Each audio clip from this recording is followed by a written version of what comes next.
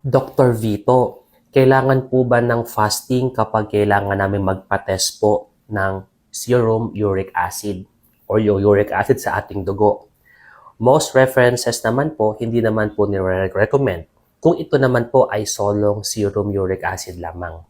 Pero kadalasan, ang ina-advise ng mga doktor, ng ating mga butihing manggagamot po, is kung ang uric acid lang naman po ay mayroong iba pang kasamang mga test kagaya po ng lipid profile like mga cholesterol.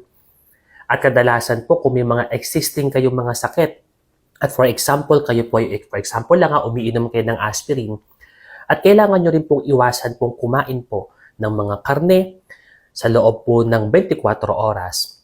Yun po yung mga kinakailangan po ng fasting, no? Kadalasan po binibigay po nila mga 8 to 10 hours naman po ang fasting.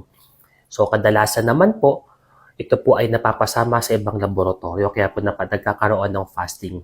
Pero kung uric acid lang naman po ang pinag-uusapan at ito lang po ang tinest po sa inyo, kahit naman po wala po itong fasting. Kuha kung simpleng uric acid lamang at wala kayo iniinom, ibang mga gamot, at hindi kayo kumakain ng mga karne for 24 hours. Ito po si Dr. Vito, ang inyong Mindoreñong manggagamot.